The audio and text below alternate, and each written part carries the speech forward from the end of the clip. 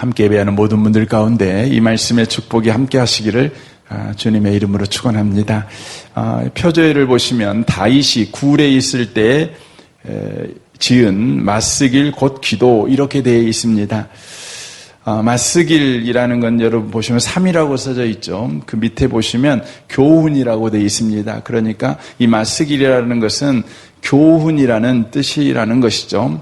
그래서 이 시는 다윗이 굴에 있을 때에 바로 기도해야 된다는 것을 우리에게 가르쳐주는 교훈을 주는 시라는 의미입니다. 우리가 인생의 동굴 가운데 있을 때, 인생의 환난을 만났을 때 하나님께 기도드리는 것이 지혜로운 해결 책임을 바로 교훈하는 시다, 이렇게 말씀을 드릴 수가 있습니다. 성경에 보면 다윗이 굴에 있을 때 지은 시가 두 편이 등장합니다. 오늘 본문과 시편 57편 말씀입니다.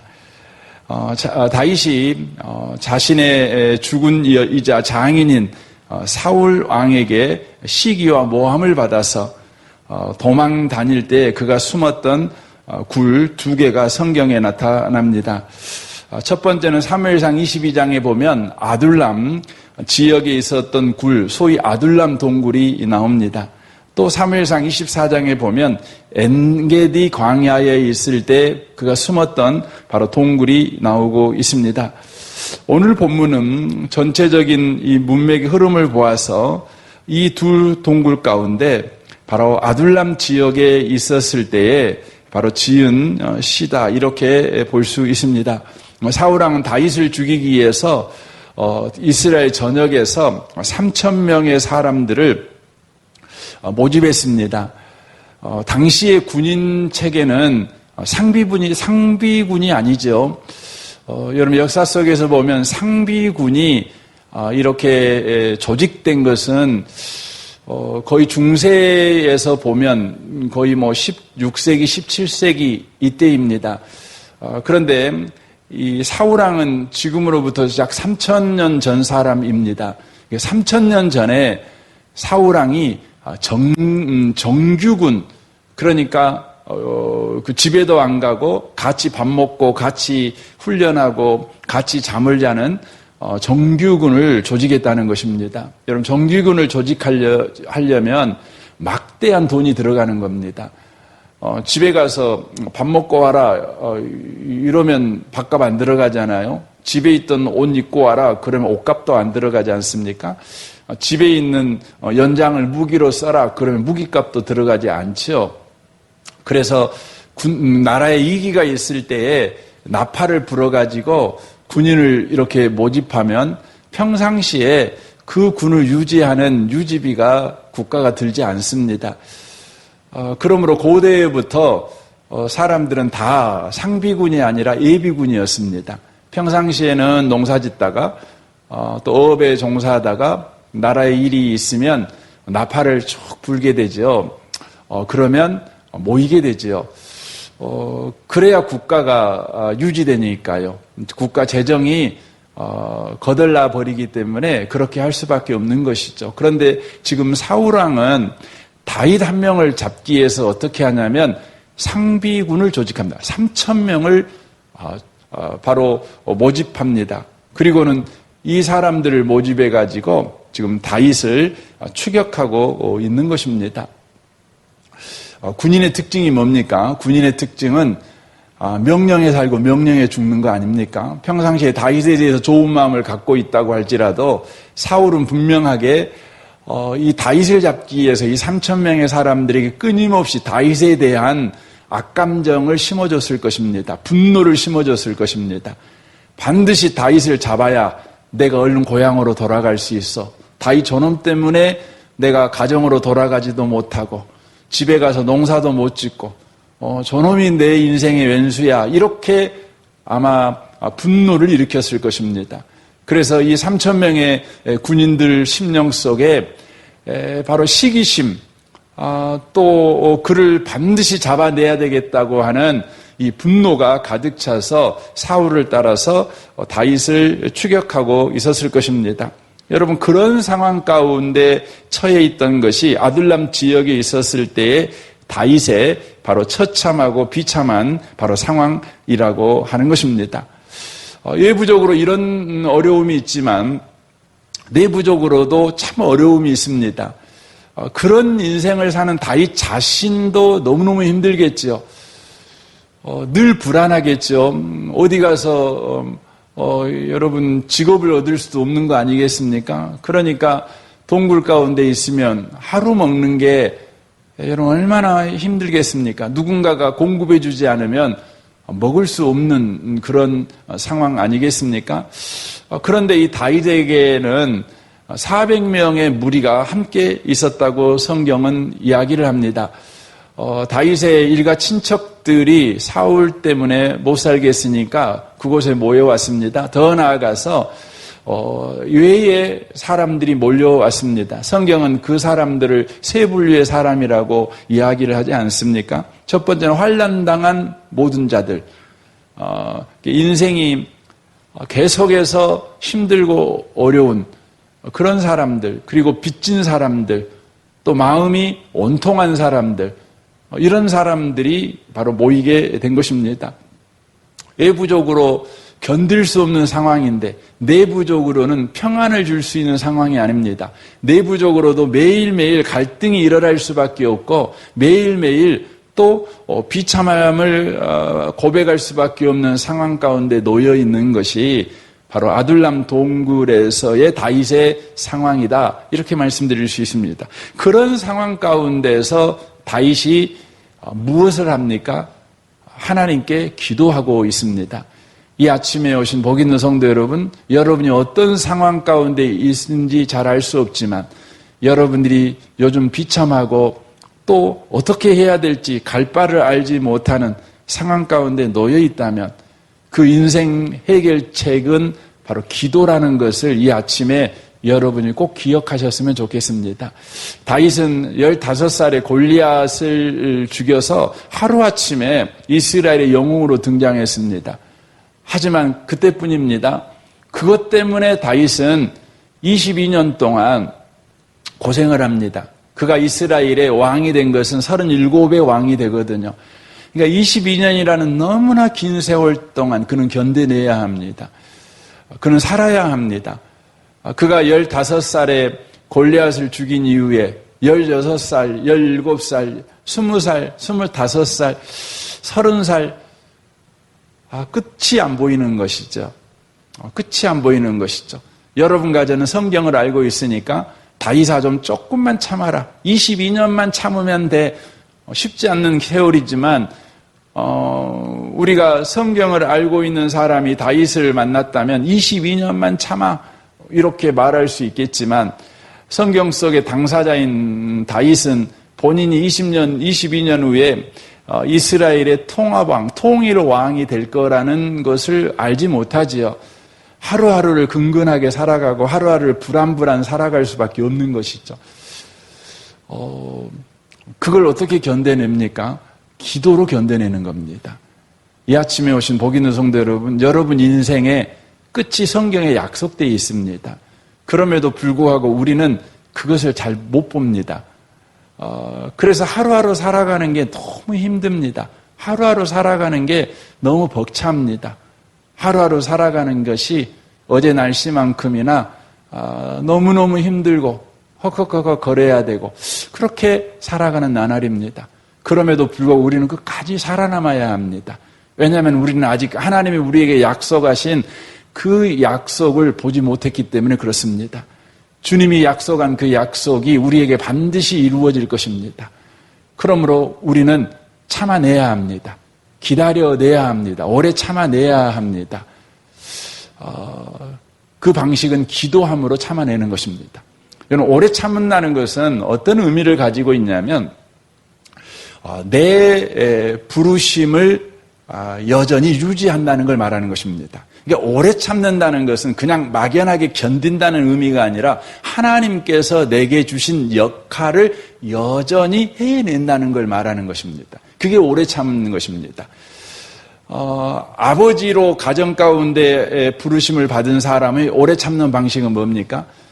그것은 어떤 상황, 어떤 형편에서도 아버지다움을 놓치지 않는 겁니다. 이게 오래 참는 겁니다.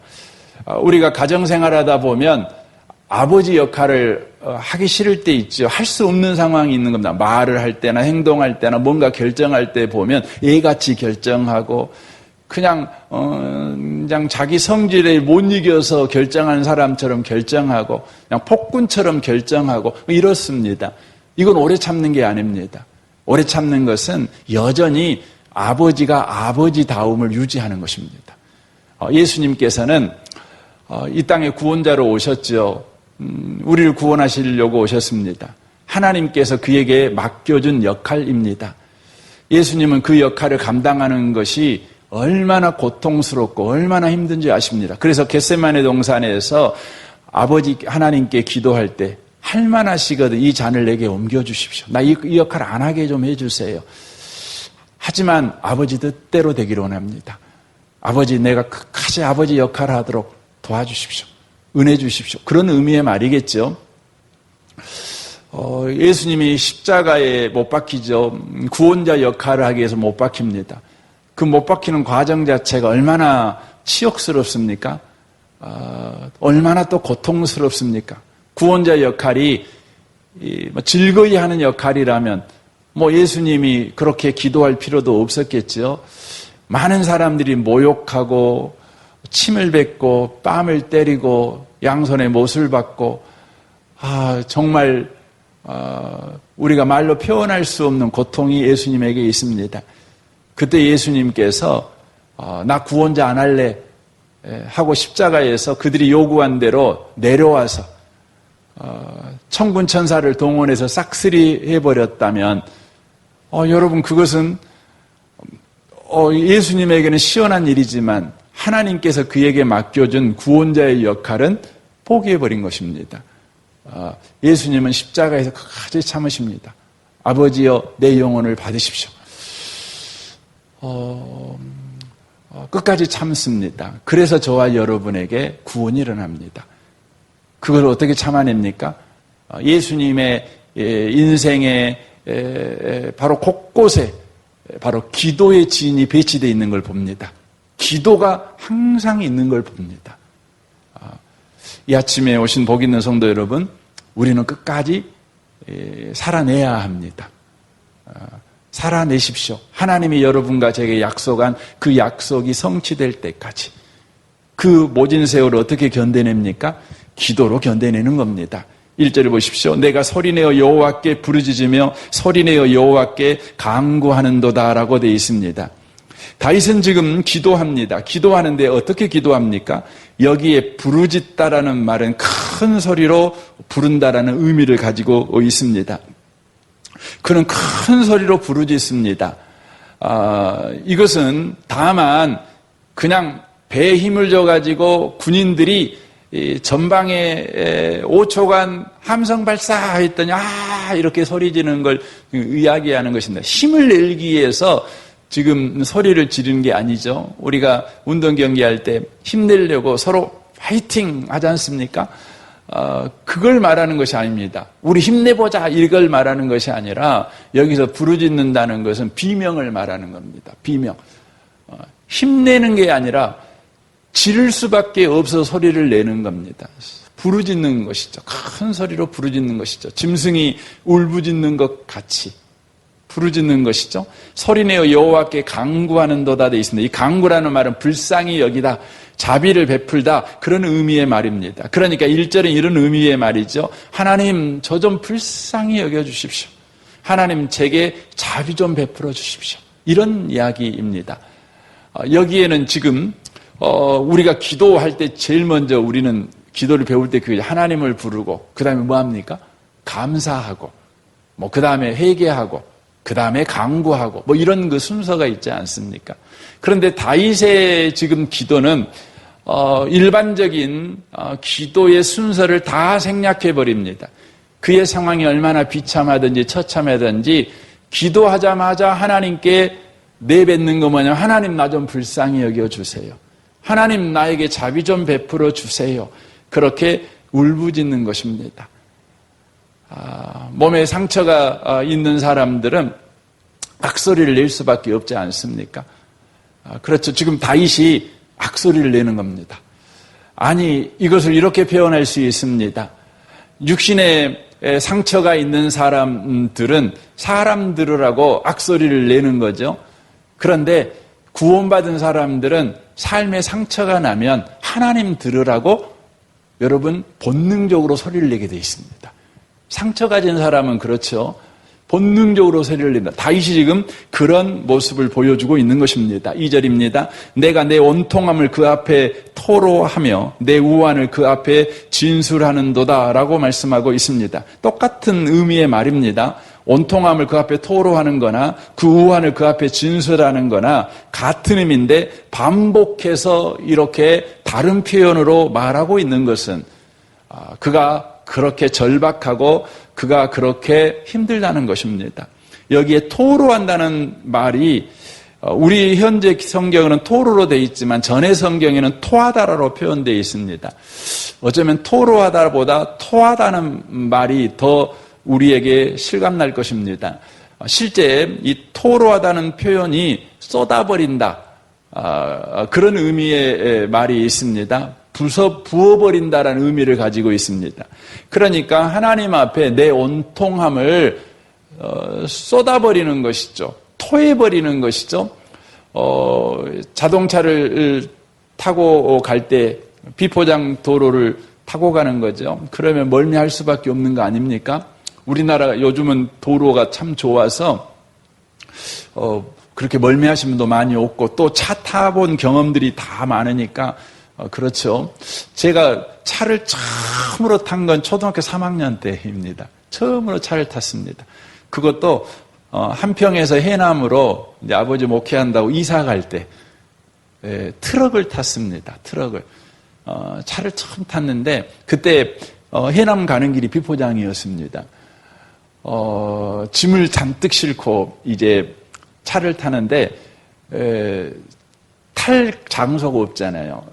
그러니까 앞에는 운전사 타시고 또 어머니 타시고 그러니까 저하고 형하고는 어디 탔냐면 그 트럭 제일 뒤에를 탔던 기억이 납니다. 차를 탄다는 걸 너무 좋잖아요. 처음 신기한 일이니까. 그래가지고 한평 제가 엄다인데 엄다에서 출발을 이렇게 해서 요즘이야 그냥 목포 이렇게 가버리지만 그때는 이렇게 나주로 해서 영암으로 해서 이렇게 가는 겁니다. 한 10분 정도 탈 때까지 좋았는데 신기했는데 그때부터 이제 멀미 기운이 오는 겁니다. 그리고 제가 올출산을 잊어먹어 버릴 수 없는 게 뭐냐면 올출산을 보면서 내가 얼마나 토했는지 지금도 생각이 납니다. 인생이라는 것이 몇 번 우리가 살아본 인생이면 이 정도야 뭐 언덕 나오니까 이렇게 하면 되겠다. 뭐 대처가 되겠지만 한 번도 살아본 적이 없는 인생 아닙니까? 오늘 또 여러분이 뭐 살아본 인생을 삽니까? 안 살아본 인생을 사는 거죠. 또 인생이라는 길이 여러분 뭐 잘 닦여진 고속도로는 아니잖아요. 비포장 도로 아닙니까? 덜커덩덜커덩 할 수밖에 없는 것이죠. 그러므로 우리는 토할 수밖에 없습니다. 우리 심령 속에 온통함이 계속 쌓여가는 것이죠. 다윗이 지금 토할 수밖에 없다는 것은 온통함을 당해서 토할 수밖에 없다는 의미의 말이 아니라 그 온통함이 쌓이고 쌓여가지고 이제 튀어나오게 된 겁니다. 그렇죠. 우리가 인생을 살다 보면 온통함 한 번 겪고 두 번 겪고 그거 좀 참을 수 있는 거죠. 그런데 참을 수 있는 한계를 넘어버린 것입니다. 그래서 지금 다윗이 하나님 앞에 나와가지고 온통함을 토로한다, 토해버린다. 그렇게 표현합니다. 내 우환을 그 앞에 진술하는도다. 이 우환이라는 고통, 고난이라는 뜻입니다. 자기의 고난을 호소하는 것이죠. 여기서 고통이라는 뜻이 성경에서는 어느 때 쓰냐면 여인이 해산할 때 쓰는 단어인데 특별히 여인이 둘째, 셋째를 낳을 때의 고난, 그 해산의 고통을 쓰는 게 아니라 첫째 아이를 낳을 때의 고통을 표현할 때 쓰는 단어입니다. 그러니까 다윗이 한 번도 경험해 보지 못한 고통을 그가 지금 겪고 있는 것입니다. 겪고 있는 것입니다. 어쩌면 매일 나날들이 다윗에게는 이런 고통이었다는 것이죠. 이런 고통 가운데서 다윗이 하나님 앞에 부르짖는 것입니다. 3절 보시면 내 영이 내 속에서 상할 때에도 주께서 내 길을 아셨나이다. 그가 왜 그렇게 기도할 수밖에 없냐면 바로 주께서 내 길을 아시기 때문이라는 것이죠. 다윗이 지금 아둘람 동굴에 갇혀 있습니다. 그 동굴이 상징하는 건 뭡니까? 다윗의 인생이 동굴 속 같이 깜깜하다는 거예요. 여러분 밖에 사울이 찾아다니고 있으니 동굴에서 어떻게 횃불이라도 켰겠습니까? 켤 수가 없는 거죠. 그 어두컴컴한 데에서 그들은 생활을 해야 합니다. 어두움에 익숙해지긴 했겠지만 그럼에도 불구하고 그들은 매번 어둠 속에서 더듬으면서 살아가는 것이죠. 우리의 인생의 환난은 우리를 더듬으면서 인생을 살게 만듭니다. 한 치 앞을 알 수 없게 바로 만든다는 것입니다. 그런데 다윗이 그럼에도 불구하고 한 치 앞을 예측할 수 없는 그 인생을 살아가는 그에게 해결책이 뭐냐? 기도라는 것이죠. 그 이유는 하나님께서는 어둠 속에서도 우리가 나아가야 될 길을 아시는 분이기 때문에 그렇다는 것입니다. 이 아침에 오신 복 있는 성도 여러분, 하나님이 아십니다. 하나님이 저와 여러분의 인생을 아십니다. 그러므로 참으십시오. 기도로 참아내십시오. 아니 참는 여러분의 인생 나날을 기도로 가득 채우십시오. 기도로 채우십시오. 기도가 빈 곳간이 되지 않게 하십시오. 여러분의 기도의 창고에 기도가 가득 차게 하십시오. 그렇게 참아내라는 것입니다. 4절입니다. 오른쪽을 살펴보소서. 나를 아는 이도 없고 나의 피난처도 없고 내 영혼을 돌보는 이도 없나이다. 다윗이 지금 자기 상황을 세 가지로 이야기하는 겁니다. 나를 아는 이도 없고, 안다는 것이 뭡니까? 어미가 자식을 안다는 것은 보호자가 있다는 거 아닙니까? 자식한테. 그렇죠. 여러분 사장님이 나를 알아요. 그러면 여러분 위로자가 있다는 겁니다. 봐줄 수 있다는 거예요. 그렇죠. 근데 아는 자가 없어요. 여러분 아는 사람이 아니면 어떻게 합니까? 무시하지요. 아는 사람 아니면 어떻게 합니까? 불친절합니다. 아는 사람이 아니면 사정 안 봐줍니다. 다윗은 지금 나를 아는 사람이 없다고 그럽니다. 나의 피난처도 없다. 그리고 내 영혼을 돌보는 이도 없다. 하나님, 나는 이런 삼중곡 가운데 빠져 있습니다. 겹겹이 내 삶이 고통입니다. 그래서 하나님께 말하는 게 뭐냐면 오른쪽을 살펴보소서 이렇게 말합니다. 성경에서 오른쪽은 하나님의 능력을 상징합니다. 그래서 이 말은 하나님의 능력을 좀 봐보세요. 하나님의 능력을 좀 봐보세요. 하나님이 지금 능력으로 나와 함께하고 있는지 좀 살펴보세요. 그런 의미의 말입니다. 그러니까 이것을 우리에게 쉽게 표현하면 하나님께서 오른쪽 하나님의 능력으로 내 삶에 개입해 주십시오. 그걸 구하고 있는 것입니다. 하나님 내 오른쪽이 되어 주십시오. 내 오른쪽에 주의 능력이 되어 주십시오. 지금 이걸 구하고 있는 것이죠. 여호와여 내가 주께 부르짖어 말하기를 주는 나의 피난처여 살아있는 사람들의 땅에서 나의 분깃이라 하였나이다라고 되어 있습니다. 다윗이 하나님 앞에 하나님의 능력을 발휘해 주십시오. 힘을 써 주십시오. 이렇게 말하는 건 뭐냐면 주님 나라는 존재는 나는 나의 인생이라는 것은 하나님의 분깃입니다. 이렇게 말하는 거예요. 이 분깃이라는 단어는 이스라엘이 가나안 땅을 정복했을 때 나라를 이렇게 나눕니다. 땅을 나눕니다. 12지파에게 땅을 나눌 때 네 지파에게는 그 땅을 안 줍니다. 대신 하나님이 친히 네 지파의 분깃이 되어줍니다. 그런 단어입니다. 그러니까 하나님이 내 인생에 주신 분깃 아닙니까? 내게는 어떤 땅도 준 적이 없습니다. 어떤 물질도 준 적이 없지만 하나님 자신이 내 인생의 분깃입니다. 그러므로 하나님 나를 도와주셔야 합니다. 이렇게 말하는 것입니다. 이 아침에 오신 복 있는 성도 여러분,